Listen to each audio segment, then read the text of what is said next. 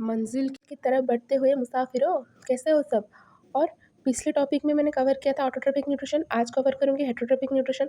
अगर आप लोगों को कोई भी डाउट हुआ तो फिर आप लोग कमेंट सेक्शन में जाके वो अपने जो भी डाउट वो लिख दीजिएगा, मैं वहाँ पे आंसर कर दूँगी या फिर नहीं तो नेक्स्ट वीडियो में उसका रिप्लाई करूँगी। और आपका एक काम है कि मैं जो पढ़ाऊँगी वो आपको अच्छे से अभी सुनना है, और ये सुनने के बाद जाके आपके जो स्टैंडर्ड बुक मतलब जो एनसीईआरटी बुक है वो अच्छे से पढ़ना है। फिर उसमें जो लिखा है मैं यहाँ पे सब कवर कर दूँगी, ऑलमोस्ट सब कवर कर दूँगी। अगर कोई डाउट हुआ तो फिर आप तो कमेंट में बताएँगे।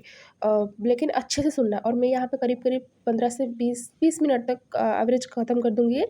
और आपको बुक में भी पढ़ने में वो अगर यहाँ पे अगर आप अच्छे से समझ गए तो बुक में भी पढ़ने में आपको 20 से 25 मिनट ही लगेगा, ज़्यादा से ज़्यादा। और 1 घंटे में आपका ये टॉपिक एकदम ख़त्म हो जाएगा, आपको पूरा याद रह जाएगा। तो चलिए अब बिना टाइम बर्बाद किए शुरू करते हैं हेटेरोट्रोपिक न्यूट्रिशन। अच्छा, तुम सबको पता है कि एनवायरनमेंट के अकॉर्डिंगली ऑर्गेनिज़्म अडॉप्ट करके रहते हैं, क्योंकि उसी के एनवायरनमेंट के अकॉर्डिंगली उनके बॉडी में जो भी प्रोसेस होते हैं, digestive process, respiratory process, excretory process, transpiration, sorry मतलब ट्रांसपोर्टेशन, ये सारे अलग-अलग प्रोसेस तो एनवायरनमेंट के अकॉर्डिंगली होगा। फिर आता है फॉर्म ऑफ न्यूट्रिशन, मतलब न्यूट्रिशन का फॉर्म टाइप क्या होगा और वो किसके ऊपर डिपेंड करेगा। तो वो होता है मेन तो दो चीज़ें होती है जो कि होते हैं type and availability of food material, मतलब कौन सी फूड मटेरियल है और कितने अमाउंट में अवेलेबल है, और how it is obtained by the organism, organism इसे कैसे एक्सेप्ट करते हैं। फिर क्या होता है ना, फूड सोर्स डिसाइड करते हैं कि मतलब how the food is accessed and what is the nutritive apparatus use. क्या वो फूड सोर्स है वही डिसाइड करते हैं कि फूड कैसे एक्सेस किया जाएगा और कौन सा न्यूट्रिटिव एपर्टस यूज होगा। जैसे कि डिफरेंट डिफरेंट टाइप का फूड होते हैं, जैसे कि कोई स्टेशनरी सोर्स होता है, ग्रास होता है, कोई मोबाइल सोर्स होता है, डियर होता है। ऑब्वियसली ग्रास को डाइजेशन करने के लिए, मतलब ग्रास को डाइजेस्ट करने के लिए जो भी मतलब ऑर्गन चाहिए होता है, जो भी प्रोसेस चाहिए होता है, वो डियर को डाइजेस्ट करने के लिए चाहिए, वैसा तो नहीं है ना, सबके लिए अलग अलग होगा। तो आपको वो मैं धीरे धीरे आगे आगे पढ़ाते चलूँगी। फिर आता है strategy, strategy by which food is taken in and used by the organism. तो देखिए पहले पॉइंट में लिखा गया है कि some break down the food material outside the body and absorb it. जैसे कि होता है bread mould, yeast and mushroom, तो वो लोग क्या करते हैं ना, अपने बॉडी के आउटसाइड में कुछ फूड मटेरियल जो है उन उसे मतलब ब्रेक डाउन करते हैं, फिर उसे एब्सॉर्ब करते हैं। तो ये सब जो एग्जाम्पल दिया है वो सब फंगस होते हैं। तो वो लोग ना क्या करते हैं ना, अपने बॉडी से एंजाइम से निकाल के वो अपने जो फूड को उसे सिंपलेस्ट फॉर्म में कन्वर्ट करते हैं, फिर उसमें से न्यूट्रिएंट एब्सॉर्ब करते हैं। अब ये एंजाइम क्या है वो मैं आगे आपको बताऊँगी। फिर आता है क्या ना, कोई कुछ ऑर्गेनिज़्म जो कि एकदम होल मटेरियल को खा लेते हैं, फिर उससे अपने बॉडी के अंदर ब्रेक डाउन करते हैं। जैसे कि हम फूड को खा लेते हैं, फिर अपने बॉडी में बहुत सारे प्रोसेस होके उसमें से न्यूट्रिएंट निकलता है, जो कि मैं आगे पढ़ाऊँगी। तो ऐसा 2 टाइप का होता है, और भी तीसरा टाइप भी एक है जो है कि सम डिराइव न्यूट्रिशन फ्रॉम प्लांट्स और एनिमल्स। कोई-कोई क्या करते हैं ना, प्लांट और एनिमल से न्यूट्रिशन डिराइव करते हैं, लेकिन उन्हें मार के नहीं, उन्हें नहीं किल नहीं करते हैं, जो कि पैरासाइट होते हैं। लेकिन वो क्या करते हैं ना, प्लांट से न्यूट्रिशन और एनिमल से न्यूट्रिशन ले लेते हैं, तो प्लांट और एनिमल में डेफिशिएंसी प्रॉब्लम क्रिएट करते हैं। कुछ होता है, एक होता है जैसे कि कुस्कुटा जो कि होता है अमरबेल, एक होता है कुस्कुटा एक प्लांट है जो कि पैरासाइटिक प्लांट है। फिर आता है टिक, लाइस, लिचेस, टेपवर्म, ये सब भी होते हैं पैरासाइट। फिर आता है कि what can be taken in and break down depends on the body design and functioning. क्या हम एक्सेप्ट करेंगे और इसे कैसे ब्रेक डाउन करेंगे, ये सब हमारे बॉडी डिज़ाइन और वो कैसे फंक्शन करते हैं उसके ऊपर डिपेंड करते हैं। क्योंकि सब में क्या होता है ना, सब में डिफरेंट डिफरेंट टाइप का बॉडी पार्ट्स होता है। तो जैसे डिफरेंट डिफरेंट टाइप का बॉडी पार्ट्स होता है और वो सब कैसे फंक्शन करते हैं उसके ऊपर डिपेंड करके हमारा जो फूड होता है उसका प्रोसेस, ब्रेकडाउन का प्रोसेस सब डिफरेंट डिफरेंट होगा। अच्छा, तो अब आते हैं how to organism obtain their nutrition. अच्छा, कुछ होते हैं जैसे कि लिखा है मैंने यहाँ पे सिंगल सेल ऑर्गेनिज्म। तो सिंगल सेल ऑर्गेनिज्म क्या करते हैं ना, फूड को एक्सेप्ट करते हैं उनका एंटायर बॉडी सर्फेस में, क्योंकि वो तो अपने सिंगल सेल है। तो वो उनके बॉडी में ऐसा कोई ऑर्गन वगैरह ऐसा कुछ नहीं होता है, वो सिंगल सेल रहते हैं और वो उसी सेल का में वो जो भी उनका प्रोसेस होता है सब करते हैं, और वो सेल सेल्फ सफिशिएंट होता है कुछ करने के लिए। फिर क्या होता है ना, जैसे जैसे हमारे सिंगल सेल ऑर्गेनिज्म, फिर मल्टी सेल ऑर्गेनिज्म, फिर आता है हमारा मैंने ऑर्गन लेवल का, फिर ऑर्गन सिस्टम लेवल, इस तरह जैसे जैसे कॉम्प्लेक्सिटी बॉडी का इंक्रीज करता जाएगा, डिफरेंट डिफरेंट पार्ट वैसे ही स्पेशलाइज होते जाएगा डिफरेंट डिफरेंट फंक्शन के लिए। जैसे कि होते हैं एक एग्जाम्पल हम लेते हैं अमोइबा।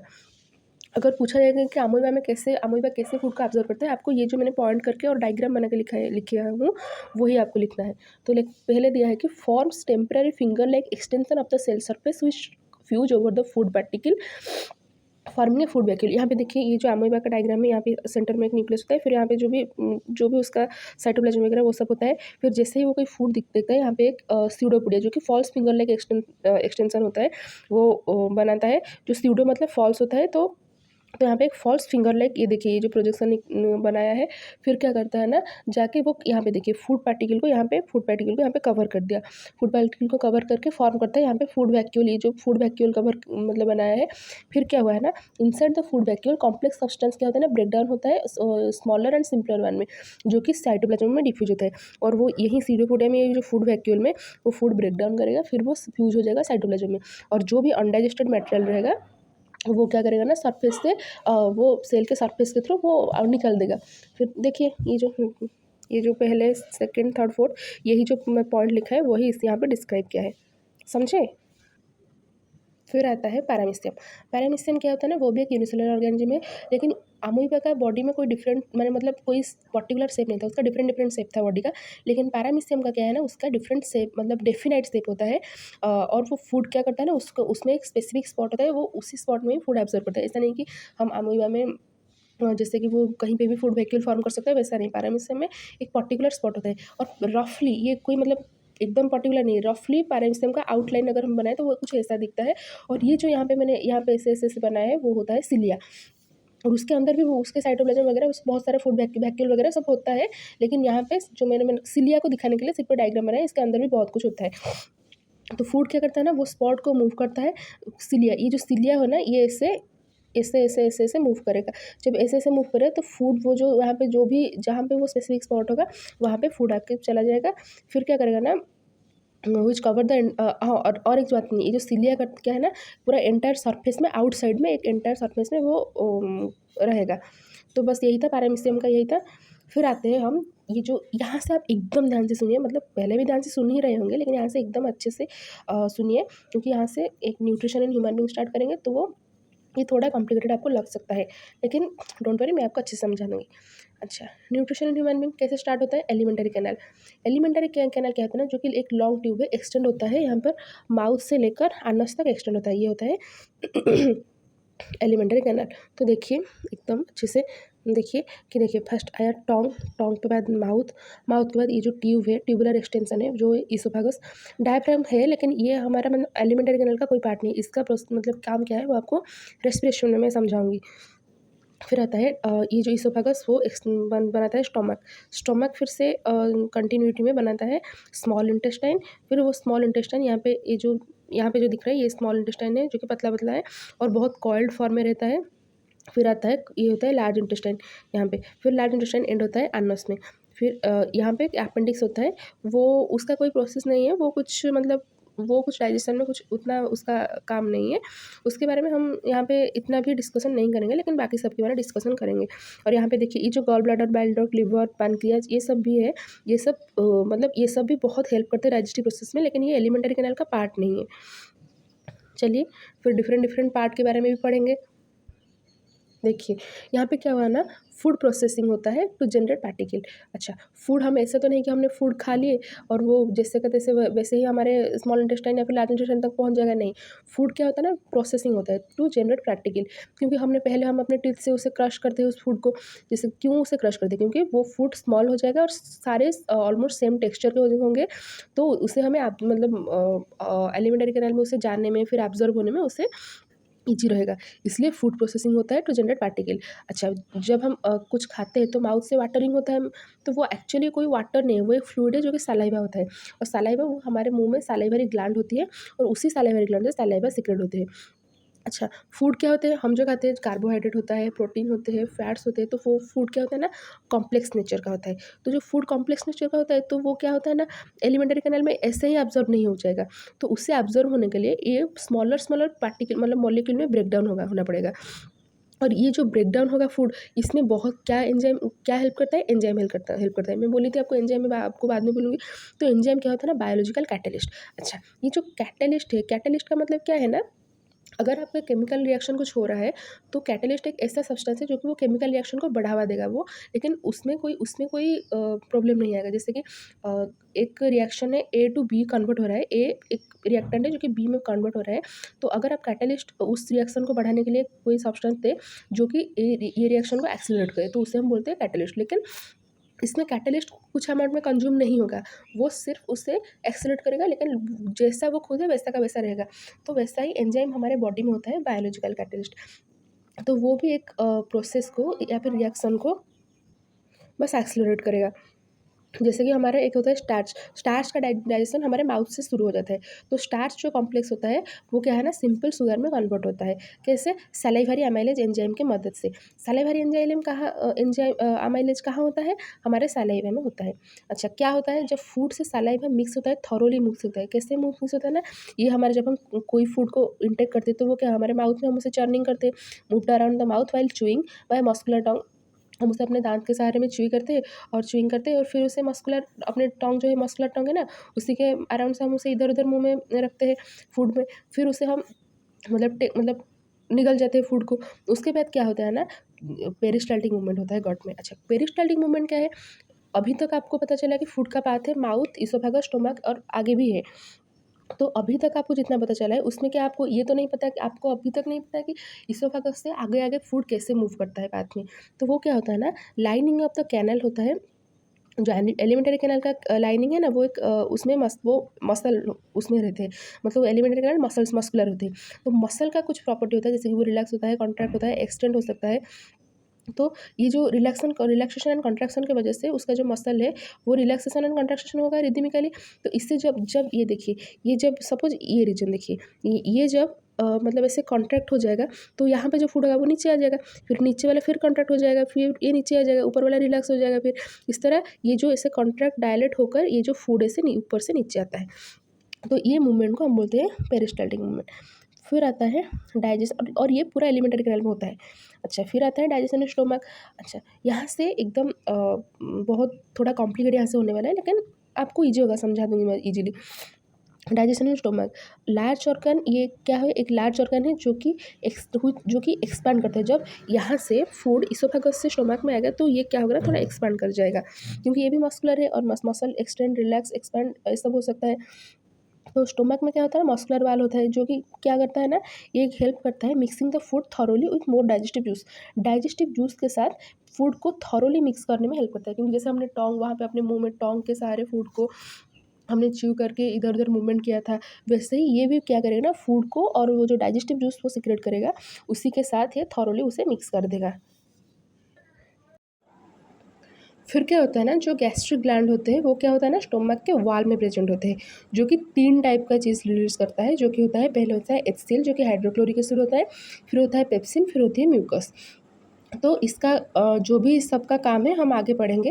अच्छा, पेप्सिन क्या होता है ना, वो एक प्रोटीन डाइजेस्टिव एंजाइम होता है, और म्यूकस उसका काम भी हम पढ़ेंगे। अच्छा, एचसीएल एक स्ट्रॉन्ग एसिड है, तो वो क्या करता है ना, एक एसिडिक मीडियम क्रिएट करता है। और क्यों इसका मतलब ज़रूरत क्या है इसकी?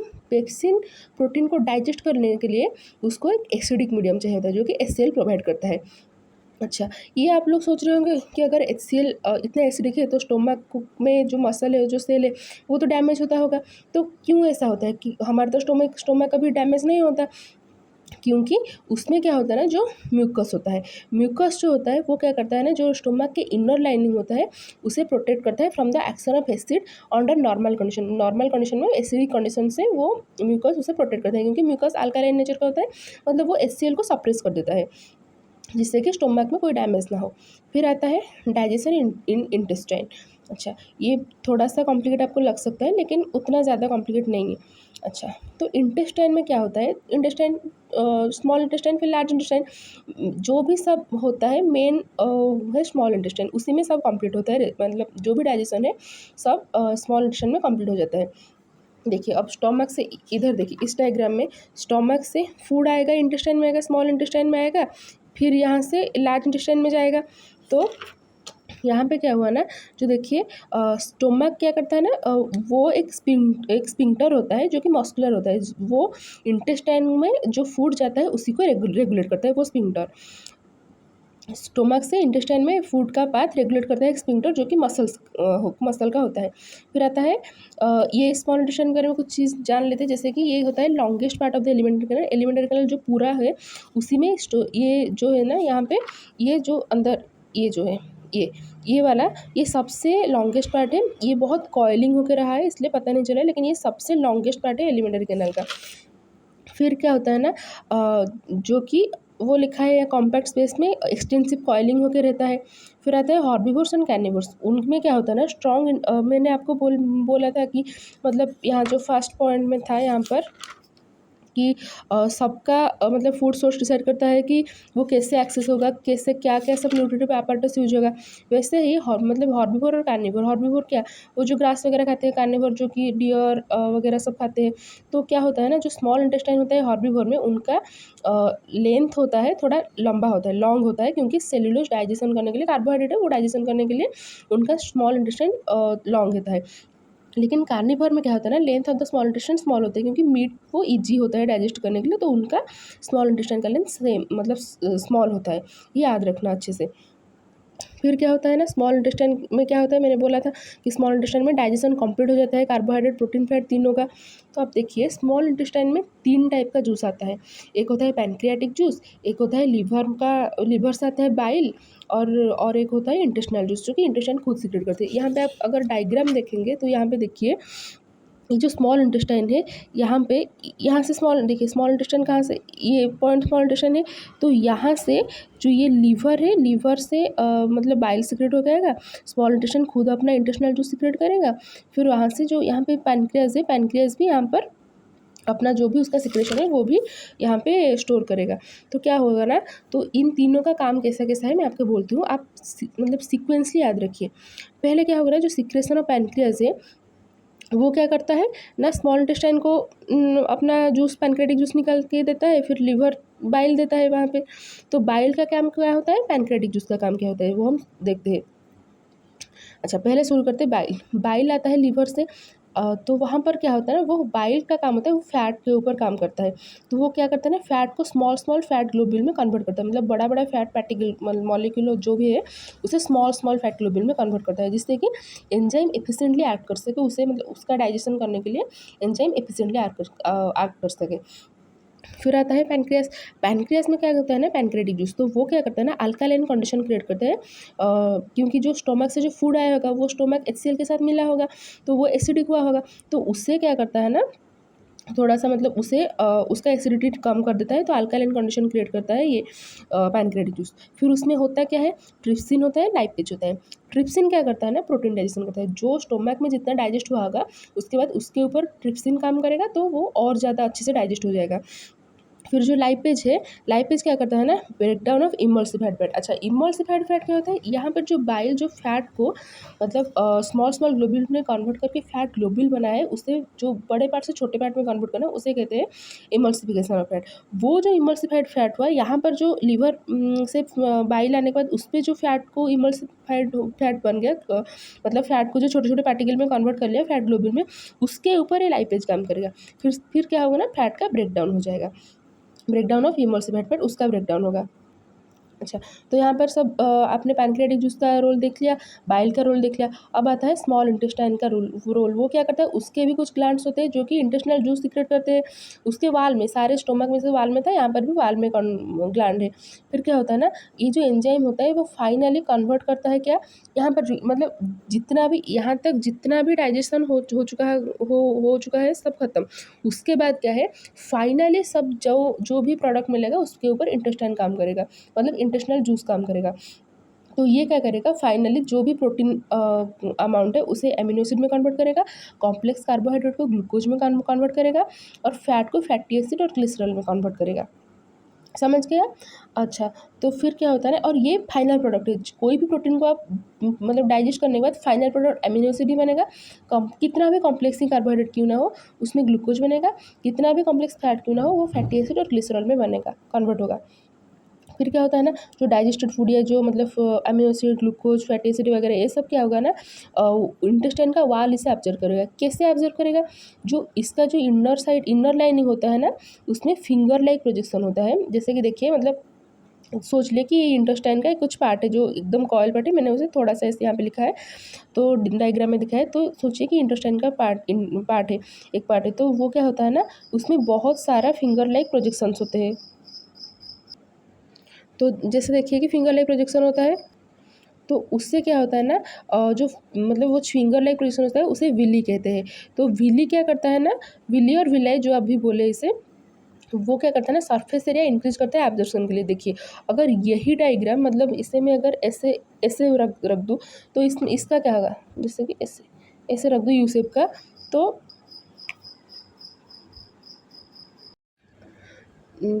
इससे क्या होगा ना, अगर ये जो देखिए यहाँ पर जो क्या होगा ना, ऐसे ऐसे हुआ है, तो यहाँ पे सरफेस एरिया ज़्यादा हुआ होगा। तो आपको दिख रहा है ना, यहाँ पर और यहाँ पर दोनों में ज़्यादा सरफेस एरिया है, किसमें ज़्यादा है, इसमें ज़्यादा है। तो विल्ली में क्या होता है ना, वो जो फिंगर लाइक प्रोजेक्शन होता है उसी में ब्लड वेसल कनेक्ट होकर रहता है, और वही ब्लड वेसल क्या करते हैं ना, फूड ऑब्जर्व करते हैं विल्ली से लेकर, और सारे सेल में ये मतलब फूड सप्लाई करते हैं।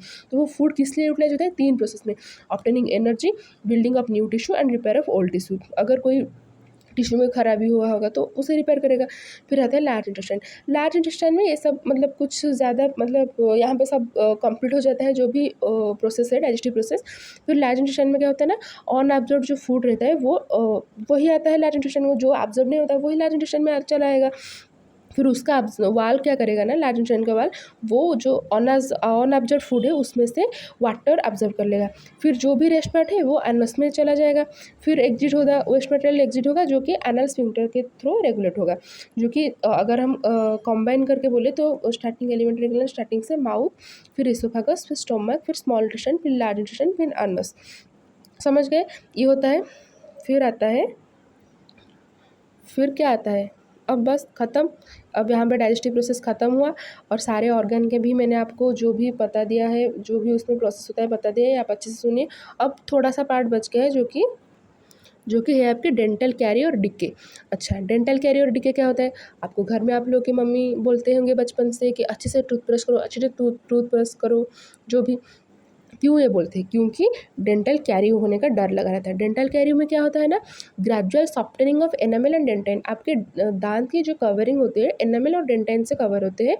तो इसमें क्या होता है ना, बैक्टीरिया जो होता है, अगर आपके ब्रश नहीं किया और शुगर आपके दांत में कहीं रह गया है, कोई फूड मॉलिक्यूल रह गया है, तो वो बैक्टीरिया वो शुगर के ऊपर काम करेगा और एसिड प्रोडक्शन होगा। अगर एसिड प्रोड्यूस होगा तो क्या होगा ना, एनामल डीमिनरलाइज हो जाएगा, क्योंकि वो एसिड एनामल को खा जाएगा एकदम। अगर हम हिंदी भाषा में बोले तो वो खा जाएगा उसे, मतलब डीमिनरलाइज हो जाएगा। उससे क्या होगा ना, फिर क्या होगा ना, डेंटल प्लेक फॉर्मेशन होगा। डेंटल प्लेक मतलब क्या है, message of bacterial cell plus food particle. यहाँ पे लिखा है मतलब बैक्टीरियल फूड पार्टिकल में बैक्टीरियल सेल बहुत सारा लग के अटैच होकर रह जाएगा, जो कि टीथ में, ये सारा चीज़ टीथ में एक कवरिंग फॉर्मेशन करेगा। और ये क्या करता है ना, जो भी हमारा सलाइवा है उसे टीथ सरफेस से रीच पहुँचने से रोक देता है, क्योंकि it prevent saliva to reach the teeth surface to neutralise the acid. वो जो एसिड प्रोडक्शन होगा दांत में, वो क्या करता है ना, उसे सलाइवा न्यूट्रलाइज कर देता है।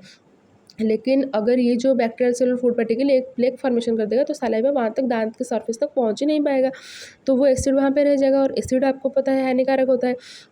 तो वो क्या करेगा ना, आपके दांत को मतलब डिमिनरलाइज करेगा।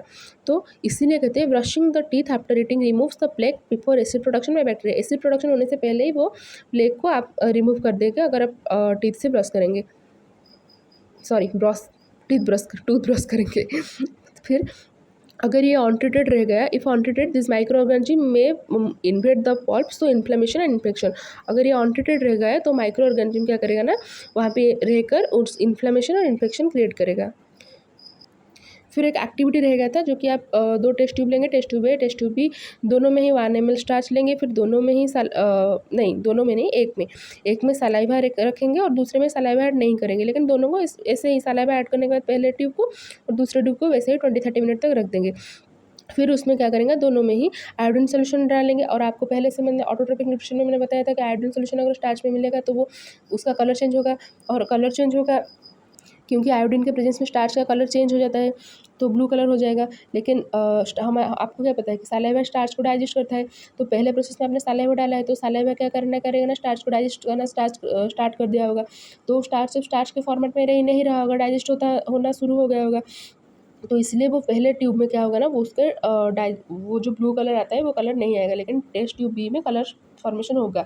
तो इसलिए क्या हियर कलर होगा, फॉर्मेशन होगा, मतलब कलर चेंज होकर ब्लू हो जाएगा।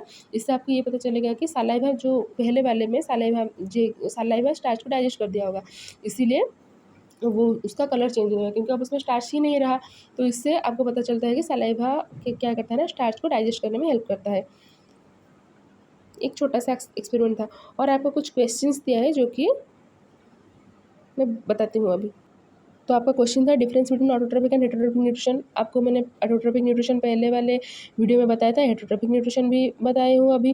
तो आप बता सकते हैं ऑटोट्रॉपिक में वो फूड खुद फॉर्मेशन करेगा, बेसिकली फूड प्लांट फॉर्मेशन करेगा, और हेटेरोट्रॉपिक न्यूट्रिशन में हम क्या करेंगे ना, बाहर से फूड लेंगे, फिर उसे अंदर ब्रेक डाउन करेंगे और हम खुद अपने फूड प्रिपेयर नहीं कर सकते। फिर आता है ऐसा, मतलब ये ओवरऑल ही बताया, फिर आपने तो पढ़ा है, फिर आप देखते हैं आप कर पाते हैं या नहीं। फिर आता है where do plants get each of the raw material required for.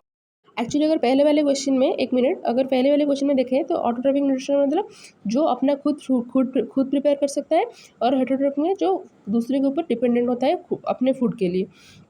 फिर आता है नेक्स्ट क्वेश्चन, प्लांट कहाँ से अपना रॉ मटेरियल पाता है फोटोसिंथेसिस के लिए। कार्बन डाइऑक्साइड पाता है एयर से, और फिर वाटर पाता है ग्राउंड से, और क्लोरोफिल तो उसमें ही होता है। मतलब क्लोरोफिल एक रॉ मटेरियल तो नहीं है, क्योंकि किससे क्या बनता है, जो उससे बनता है वो उसे रॉ मटेरियल कहते हैं, और क्लोरोफिल लीफ में रहता है। तो दो रॉ मटेरियल है, CO2 एंड वाटर, आपको पता है कहाँ से आता है, अभी मैंने बोला। फिर आता है what is the role of acid in our stomach. अभी एक्सप्लेन की हूँ। एसिड क्या करता है, पेप्सिन को मतलब एनवायरनमेंट प्रोवाइड करता है एक्ट करने के लिए, प्रोटीन डाइजेशन में के लिए हेल्प करता है। फिर आता है दूसरा, what is the function of digestive enzyme. बोल चुकी हूँ, सारे जो भी डाइजेस्टिव एंजाइम है इंटेस्टाइन में, जो भी मतलब अच्छा इंटेस्टाइन में मतलब स्टोमक, इंटेस्टाइन, फिर सलाइवा है मेरे, जहाँ पर जो भी एंजाइम सेक्रेट होता है, ये भी मैं आपको समझा चुकी हूँ। फिर आता है how is the small intestine design to absorb digested food. Villi, जो मैंने मतलब मेरे हैंड रिटन नोट में सब है, चार्ट फॉर्मेट में है, आप सब देख लेंगे। ये सारे का आंसर मैंने चार्ट फॉर्मेट में बहुत अच्छे से आपको एक्सप्लेन भी किया है और लिखा भी है, इससे आप अच्छे से पढ़िए और ये सारे क्वेश्चंस आप इजीली कर लेंगे। अगर फिर भी कोई डाउट रहा तो आप मुझे मतलब यहाँ पर कमेंट में लिख दीजिए, मैं आपको आपका डाउट क्लियर कर लूँगी। थोड़ा सा मतलब टाइम लग गया है, थोड़ा सा कॉम्प्लिकेट था, थोड़ा सा टाइम लग गया है, लेकिन कोई बात नहीं, आपका डाउट क्लियर हो गया होगा और कॉन्सेप्ट भी क्लियर हो गया होगा, ये बड़ी बात है। कोई बात नहीं, अगर 20 मिनट की जगह 30 मिनट हो गया तो कोई बात नहीं, कोई बड़ी बात नहीं, इट्स ओके। अब आप जाइए और अपनी एनसीईआरटी देख लीजिए। तो अगर अच्छा लगा हो ये वीडियो तो फिर लाइक तो करना बनता है, लाइक कीजिए, और जो भी डाउट है या फिर कुछ जो अगर अच्छा लगा होगा तो कमेंट भी कर सकते हैं, और चैनल को सब्सक्राइब कर दीजिए और शेयर भी कर दीजिए। Thank you.